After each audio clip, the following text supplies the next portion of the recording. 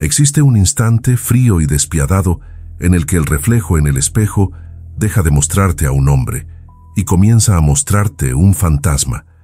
Es el momento en que comprendes que no has estado creciendo, sino simplemente derivando, que no has estado construyendo una existencia, sino simplemente ocupando un espacio.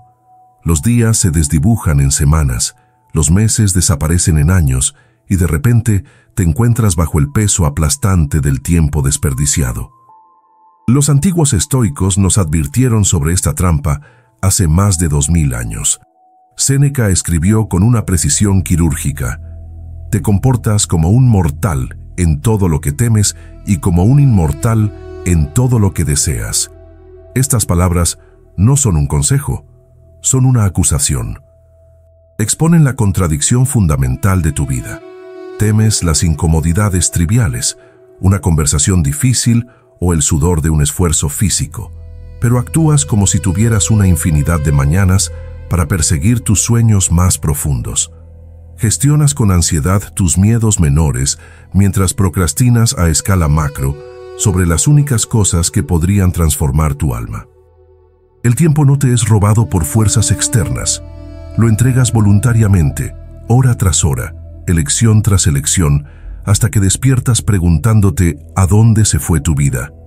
Si este contenido resuena contigo, suscríbete a Psique Estoica. La psicología profunda nos enseña que este retraso perpetuo no es pereza superficial, es una resistencia del ego al proceso de individuación. Séneca observó que la mayoría de las personas no viven, sino que posponen la vida. Existen en un estado perpetuo de preparación, siempre poniéndose listos para estar listos, siempre en el umbral de comenzar, pero nunca cruzándolo. Esa voz seductora que susurra «mañana» es la palabra más peligrosa en cualquier idioma, porque lo promete todo mientras no entrega nada. Este es el patrón que permite que los hombres mueran con su música aún dentro de ellos. Libros no escritos, negocios no creados, caracteres no templados. Los estoicos vivían bajo una filosofía radicalmente diferente. La urgencia unida a la presencia. Comprendían que la brecha entre quien eres y quien podrías ser solo se cierra a través de la acción deliberada y disciplinada. Marco Aurelio, el hombre más poderoso de su tiempo, se recordaba al amanecer: tengo que ir a trabajar como un ser humano. No como un emperador, sino como un ser humano, porque nuestra tarea primordial no es acumular títulos, sino actualizar nuestro potencial. Este no es un mensaje para quienes se conforman con la mediocridad. Es para aquellos que sienten una ira justa, ardiendo en su interior, una voz que grita: sé que estoy hecho para mucho más que esto. El primer paso para reclamar tu destino es dejar de negociar con tu propia debilidad. Debes poner fin a las agotadoras negociaciones internas que ocurren cada mañana entre la persona que eres y la persona que sabes que podrías convertirte. Cuando suena la alarma y comienza el regateo por 5 minutos más, no estás solo pidiendo descanso. Estás declarando una guerra contra tu respeto propio. Cada vez que cedes a la comodidad sobre el compromiso, algo profundo se erosiona en tu psique. Empiezas a perder la fe en tu propia palabra. Te conviertes en alguien que tiene buenas intenciones, pero una ejecución pobre, alguien en quien no se puede confiar, ni siquiera para cumplir sus propias promesas. El estoicismo nos enseña que la disciplina no es un castigo, es un acto de honor. Es la construcción de una confianza inquebrantable contigo mismo. La pereza mental es la más insidiosa de todas. Te convence de que pensar en los problemas es lo mismo que resolverlos, o que tener buenas intenciones es un sustituto suficiente para la acción concreta. Debes entender que la pereza no es un rasgo de carácter, es un hábito que se fortalece cada vez que lo alimentas. La disciplina, por el contrario, es un músculo que solo crece bajo la tensión del esfuerzo voluntario. Para construir una vida que valga la pena vivir, el segundo requisito es desarrollar una claridad despiadada. Vivimos en una epidemia de existencia difusa. Muchos hombres permanecen estancados no por falta de talento, sino porque carecen de un marco de referencia para evaluar sus propias acciones. derivan como barcos sin ancla, reaccionando a lo urgente en lugar de proactivar lo importante. Toman decisiones basadas en emociones momentáneas y dicen sí a distracciones que no alinean con sus valores. Séneca lo advirtió con una lógica implacable. Si un hombre no sabe a qué puerto navega, ningún viento le es favorable. Sin un destino, incluso las mejores oportunidades se sienten como cargas o ruidos irrelevantes. Debes dejar de esperar que algo mágico ocurra y asumir la responsabilidad de diseñar tu arquitectura interna. El estoicismo es, en esencia, una vida intencional. Requiere que te enfrentes a las preguntas que la mayoría evita. ¿En quién deseo convertirme en los próximos 5 años? ¿Qué habilidades estoy dispuesto a sangrar por dominar? La vaguedad es la aliada de la mediocridad. La precisión es la base del poder. La claridad no se trata solo de aspiraciones, sino de sacrificios. Si quieres construir algo extraordinario, debes estar dispuesto a podar todo aquello que te debilita. Esto significa distanciarte de entornos que agotan tu energía y eliminar hábitos que consumen tu tiempo sin aportar a tu crecimiento. Cuando sabes exactamente hacia dónde te diriges, tu vida se vuelve dramáticamente más simple, aunque no más fácil. Tienes un criterio claro para decir no. Marco Aurelio se recordaba constantemente: podrías dejar la vida ahora mismo.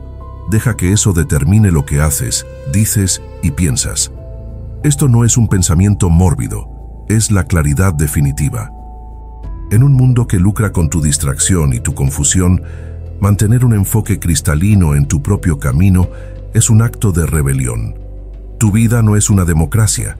No necesitas consenso para perseguir tu visión más alta. Necesitas un manifiesto personal, un documento de tus innegociables y la valentía para protegerlo contra el ruido del mundo.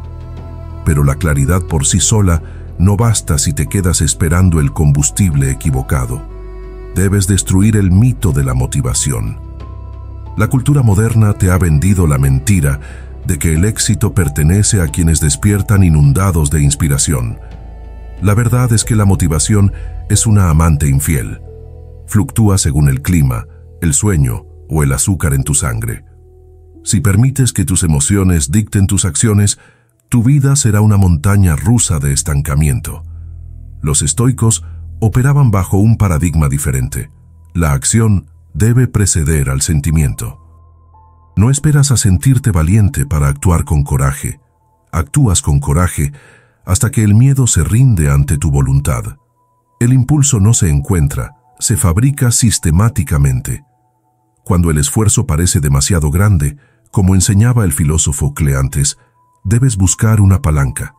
Esa palanca es la disciplina diaria, el compromiso de mover la piedra centímetro a centímetro, independientemente de cómo te sientas. Cada acción positiva tomada cuando estás cansado o desanimado es un golpe directo contra tu antigua identidad de víctima. La excelencia no se construye con explosiones esporádicas de energía, sino con un movimiento sostenible y constante.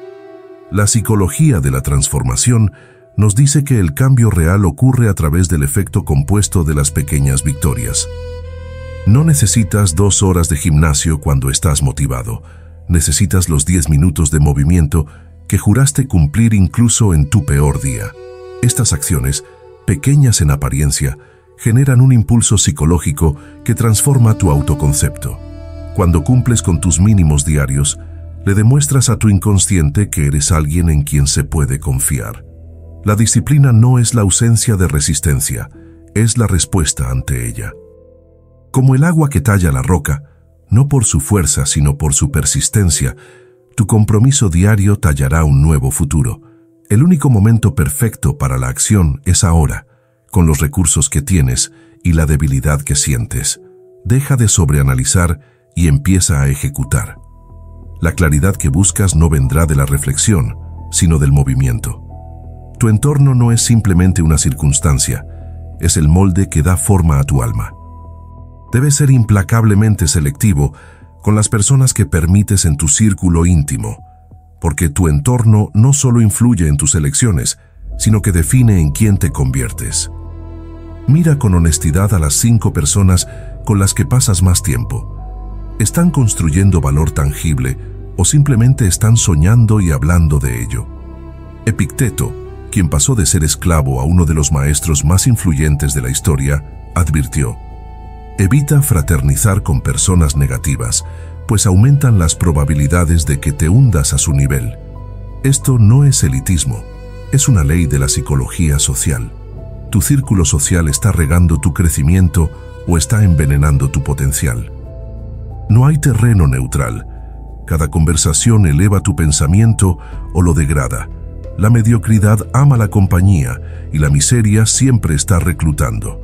Si te rodeas de personas que celebran el abandono cuando las cosas se ponen difíciles, terminarás aceptando sus estándares como los tuyos. Debes rodearte de constructores, de aquellos cuyas acciones reflejan un compromiso serio con la excelencia, cuya sola presencia te obligue a elevar tus propios estándares. La soledad temporal es infinitamente superior a la mediocridad permanente. Esta selectividad debe extenderse a lo que dejas entrar en tu mente. En la era de la distracción masiva, el consumo se ha convertido en la forma más común de escape emocional. Usamos el acceso a la información no para evolucionar, sino para anestesiar el malestar de no estar cumpliendo con nuestro potencial. Cada hora que pasas perdiendo el tiempo en contenido que no te desafía es una hora robada a la construcción de tu futuro. Séneca comprendió que sufrimos más a menudo en la imaginación que en la realidad. Hoy alimentamos esa imaginación con una corriente interminable de ruido digital para evitar confrontar el silencio donde residen nuestras verdaderas verdades. El estoicismo exige que vivas con intención. Marco Aurelio escribió que te conviertes en aquello a lo que prestas atención. Si tu atención está en el caos y el entretenimiento vacío, tu vida será caótica y vacía. Debes hacer la transición de consumidor a arquitecto. Deja de usar el conocimiento como un sedante y empieza a usarlo como una herramienta de evolución. La verdadera sabiduría no es acumular datos, sino integrarlos en tu práctica diaria. Lee para actuar, aprende para construir, y deja de buscar en el mundo exterior la distracción que solo sirve para que olvides, por un momento, que tu tiempo se está agotando. Existe una barrera invisible que separa a los maestros de los eternos aficionados, y no es el talento, sino la capacidad de dominar el aburrimiento. En nuestra cultura de gratificación instantánea, el aburrimiento se percibe como un enemigo que debe ser aniquilado con estímulos. Pero la grandeza no se construye en los momentos de inspiración o euforia, se forja en los periodos prolongados de trabajo poco glamuroso, repetitivo y silencioso. La adicción moderna a la novedad ha creado una población de atención fragmentada, incapaz de profundizar en ninguna disciplina. Los estoicos entendían que la maestría requiere lo que la psicología llama práctica deliberada, el valor de quedarse con una tarea cuando ya no es excitante.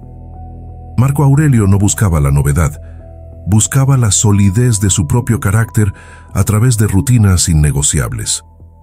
Lo que hoy te parece aburrido es, en realidad, el proceso de acumulación de una ventaja competitiva que otros nunca poseerán. Cuando puedes trabajar sin necesidad de entretenimiento constante, te vuelves psicológicamente imparable. El aburrimiento es la forma que tiene la vida de preguntarte si tu compromiso es real o si solo eres un turista de tus propios sueños. Este compromiso debe ser absoluto, porque la única alternativa es el peso insoportable del arrepentimiento. Debes actuar como si el fracaso no fuera una opción, no porque seas arrogante, sino porque has decidido que rendirse está fuera de la mesa. Muchos abordan sus metas con un compromiso casual, preparando rutas de escape antes de empezar. El constructor estoico, en cambio, quema sus naves, elimina la posibilidad de retroceder hacia la mediocridad cómoda. La psicología profunda nos advierte que el miedo al fracaso suele ser un mecanismo de defensa del ego para evitar la herida de la realidad.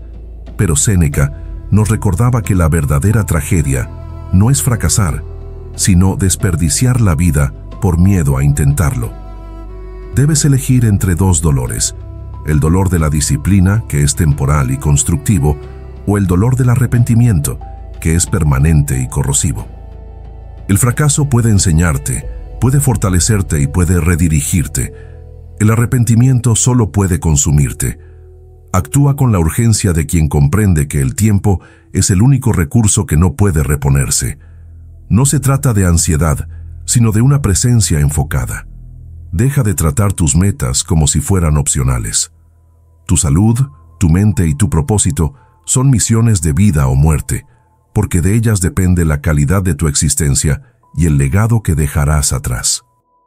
El mundo castiga a los tibios mucho más brutalmente que a los audaces. Los audaces sufren reveses que los convierten en hombres más sabios. Los tibios sufren la erosión lenta de su respeto propio. Al final de tus días, la pregunta no será si lograste todo lo que te propusiste, sino si tuviste el valor de dar todo lo que tenías. No mendigues una vida fácil. Exige de ti mismo la fuerza para enfrentar una vida difícil y transformarla en una obra maestra de voluntad.